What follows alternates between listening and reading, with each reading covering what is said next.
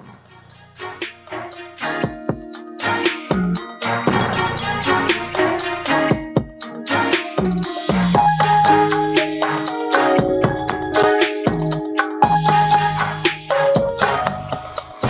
ses visites au Mali et au Niger, le président ghanéen John Dramani Mahama a bouclé sa tournée dans l'AES par une escale à Ouagadougou.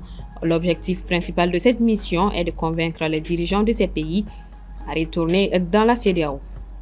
À Ménaka, le gouverneur de la région est passé de la parole aux actes. Ce lundi 10 mars, il a officiellement pris la décision de suspendre les salaires des enseignants ayant abandonné leur poste.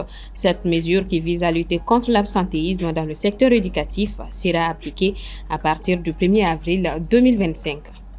Dans le cadre de l'opération Sungalo Solidarité, le ministre de la Jeunesse et des Sports, Abdul Kassim Fomba, s'est rendu hier en commune 2 du district de Bamako. Lors de cette visite, il a échangé avec les jeunes sur leurs préoccupations et les perspectives d'accompagnement mises en place par le gouvernement. Voilà pour les sommaires. Mesdames et messieurs, bonsoir. Bienvenue. Après le Mali et le Niger, le président ghanéen John Dramani Mahama était à Ouagadougou hier, bouclant sa tournée dans les pays de l'AIS qu'il espère convaincre de revenir au sein de la CEDEAO. Mais au-delà de ce caractère réconciliant, les questions économiques étaient au cœur des visites du président ghanéen Aminata Keïta. Au-delà du renforcement de la coopération bilatérale entre le Ghana et les pays de l'AES, mais aussi la volonté affichée du président John Dramani Mahama de faire réintégrer les pays de l'AES dans la CEDEAO, des enjeux économiques étaient également au cœur de la visite du président ghanéen. En effet, le Ghana fait face à une dette publique atteignant 721 milliards de cédis ghanéens, soit environ 47 milliards de dollars, avec un endettement massif des entreprises publiques, notamment 68 milliards de cédis pour la compagnie d'électricité du pays et 32,5 milliards pour le Ghana Cocoa Board. S'ajoute à cela un déficit de financement de 2,2 milliards de dollars dans le secteur énergétique et l'arrêt de 55 projets d'infrastructure faute de paiement selon l'agence de presse africaine.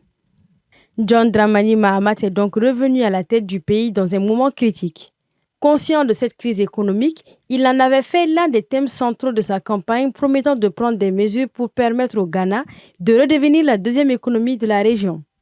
Lors de sa visite au Mali, le président ghanéen a insisté sur le renforcement des échanges commerciaux à travers l'exploitation du corridor sud qui facilite le transit des marchandises et des biens entre le Mali et le Ghana. John Dramani Mahama a mis en avant la nécessité d'améliorer les infrastructures et de simplifier les procédures douanières afin de fluidifier ces échanges et a affirmé que les installations portuaires de son pays étaient à la disposition du Mali. Au Niger, il avait évoqué avec le général Abdourahmane Chani le besoin de collaboration et de reconnaissance de l'AES par la communauté économique des États de l'Afrique de l'Ouest. Et enfin, au Burkina Faso, les enjeux sont encore plus de taille. Le président ghanéen a annoncé un projet de gazoduc avec extension sur le territoire burkinabé et une compagnie aérienne ghanéenne prête à décoller pour desservir Ouagadougou au quotidien et l'augmentation de la fourniture en électricité au Burkina Faso. Je cite, « Notre objectif est de fluidifier la libre circulation des biens et des personnes et de faciliter le transit des biens et marchandises du Burkina Faso à partir du corridor du Ghana », fin de citation, a notamment indiqué le président ghanéen. Les pays de l'AES, tous trois, sont des pays enclavés et le Ghana possède un précieux accès à la mer qui peut être utile pour les trois pays. Une réflexion mise en avant par le président ghanéen. Mais la priorité pour les chefs d'État de l'AES est la coopération en matière de défense et de sécurité. Un sujet sur lequel le président ghanéen s'est engagé pour une mutualisation des efforts en vue de vaincre le terrorisme qui met à mal le développement du Sahel et de toute la sous-région ouest-africaine. Destiné à moderniser l'administration publique et à offrir aux citoyens des services plus accessibles et plus efficaces, la digitalisation de l'administration constitue un vaste chantier vers lequel le Mali continue de se tourner. Ce lundi 10 mars 2025 a eu lieu à la primature la présentation aux membres du gouvernement de Ninacad Adresse, une solution numérique qui facilitera l'adresse au Mali. Djeneba Samaki. Avec l'inauguration du système novateur Ninacad Adresse, le gouvernement franchit un cap décisif dans la modernisation de son territoire. En effet, le Ninacad Adresse est une initiative qui promet de résoudre les défis persistants de l'adressage et de concrétiser l'objectif ambitieux, un Malien, une adresse, dans un contexte où l'adressage physique au Mali présente des lacunes, tant en termes de complétude que de numérisation. Désormais, Grâce à un système moderne et précis, l'INACAD Adresse offre une localisation rapide et fiable des domiciles, des activités et des entreprises, selon le secrétaire permanent de la réforme domaniale et foncière du Mali, le colonel-major Chekine Djefaka. C'est mettre aussi un outil de gestion et de connaissance de la ville. C'est-à-dire que toutes les informations qui sont dans la ville sont répertoriées dans une même base de données, sur une même application où chacun peut consulter, voir ce dont vous avez besoin. En fait, vous pouvez même prendre. Quand vous avez besoin aujourd'hui de retrouver un restaurant comme vous pouvez consulter, vous avez besoin de retrouver une clinique, ça dépend des besoins de tout un chacun. Et tout ça là est regroupé dans une seule application. Donc voilà le besoin qui est là aujourd'hui pour comment est-ce que chaque lieu ait un code d'adresse pour faciliter aux clients qui vont venir, aux usagers qui vont aller à ces lieux et avoir aussi les informations sur eux. Le projet couvre environ 1 500 000 lieux et parcelles en milieu urbain et rural dans les 10 communes du district de Bamako ainsi que dans les communes limitrophes du cercle de Kati et la ville de Ségou. Son déploiement est en cours dans les semaines prochaines à Koulikoro et Sikasso avec une extension prévue. Nous invitons la population à s'approprier de l'outil, à l'utiliser et à mettre des informations utiles, très utiles aussi pour l'usage de tout le monde. Ça, c'est très important. Donc, c'est la population aussi qui peut nous aider. Le système optimise les services de livraison, le commerce électronique, l'identification citoyenne pour les services fiscaux et améliore les interventions des secours d'urgence. Pour le moment, c'est uniquement le système Android qui est déployé avec un usage gratuit. À Ménaka, le gouverneur de la région a mis sa menace en exécution. Hier, lundi 10 mars, il a pris la décision de suspendre le salaire des enseignants en abandon de poste. Une mesure qui sera appliquée à partir du 1er avril 2025. Assetoumani Koulibaly nous en dit plus. Cette décision fait notamment suite à plusieurs mesures d'avertissement, dont un communiqué datant du 22 février dernier où les enseignants en abandon de poste dans l'académie de Ménaka étaient invités à rejoindre leur poste avant le 3 mars. Malgré les notes, une liste de près de 150 enseignants relevant de l'enseignement secondaire, fondamental et préscolaire a donc été établie. Cette décision est justifiée par les autorités régionales, par plusieurs lois relatives à l'éducation ainsi qu'au statut des fonctionnaires. De leur côté, les enseignants protestent. Interrogé ce mardi 11 mars, le porte-parole de la synergie des enseignants de la région de Ménaka souligne que c'est sur les réseaux sociaux qu'ils ont appris la décision. En plus de ça, c'est là que nous avons constaté sur la liste, il y a des doublons.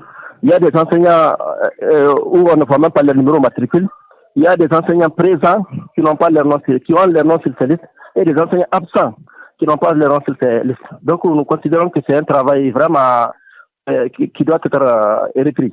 On a même demandé de la rencontre la rencontre à laquelle le gouverneur a pris cette décision.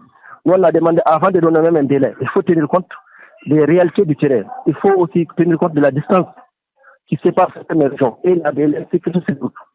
Tous ces facteurs, on a demandé à ce qu'on tienne compte de tous ces facteurs-là avant de prendre cette décision. C'est le problème de tous les enseignants au nom de la solidarité syndicale. Donc nous compatissons vraiment à cette épreuve. Nous faisons en tout cas un lobbying afin qu'on puisse trouver une solution vraiment à cette situation. Et dans la plus grande diplomatie, voilà, donc c'est ça que nous allons quand même primer pour juguler ces problèmes. Pour lui, cette décision ne fera qu'impacter les enseignants durant cette période de crise. Aujourd'hui, nous sommes dans le mois de carême. En connaissant déjà la vie chère au Mali aujourd'hui, et dans le mois de carême, à la veille de la fête, décider de suspendre un salaire, ça va vraiment avoir un impact. Selon des confidences, une partie des enseignants ont déjà repris fonction. Cependant, pour faute de sécurité dans la zone, d'autres préfèrent rester dans l'attente. Dans la matinée ce mardi, la synergie régionale de Ménaka était en réunion afin d'effectuer un lobbying auprès des autorités pour lever la sanction et donner une autre porte de sortie aux enseignants concernés. En bref, 2 attaques vaillamment repoussées ont visé le pays d'Ogon le dimanche à hier lundi, selon les jeunes du pays d'Ogon. La première a eu lieu le dimanche 9 mars dans le village de Sassadi, situé à 9 km de Badiangara, où des hommes armés non identifiés ont tenté d'attaquer le village. Selon les sources locales, elle a été repoussée par les FAMA et s'est soldée par le décès de 2 civils qui auraient heurté des mines artisanales. La seconde a été perpétrée ce lundi soir, cette fois-ci dans le village de Nassagou, cercle de Djalassagou à Bankas. Elle a aussi été repoussée par le groupe d'autodéfense d'Ana Ambassagou et aucune perte en vie humaine ni blessée n'est à déplorer. Ici à Bamako, l'opération Sungalo Solidarité se poursuit. Dans le cadre de ses activités, le ministre de la Jeunesse et des Sports, Abdul Kassim Fomba, s'est rendu hier en commune 2 du district de Bamako pour échanger avec les jeunes. Soumaïla Fani. Placé sous le thème « Partageons ensemble dans la communion », l'opération Sungalo Solidarité vise à renforcer la cohésion sociale et l'esprit de solidarité entre les Maliens. C'est dans ce cadre que le ministre de la Jeunesse et des Sports a rencontré à Kinzamoukou la jeunesse de la commune 2 du district de Bamako.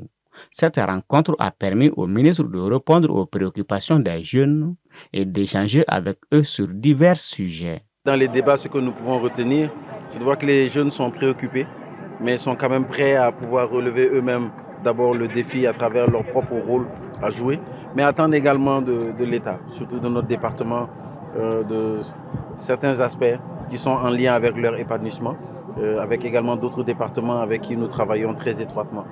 Dans ce cadre-là, aujourd'hui, ça a beaucoup tourné autour du sport, le sport au niveau des communautés, le sport dans les différentes collectivités, les infrastructures aujourd'hui qui sont en cours et bien entendu aujourd'hui l'épanouissement de la jeunesse dans son intégralité, une jeunesse qui pourrait être beaucoup plus engagée, une jeunesse qui va être beaucoup plus entreprenante.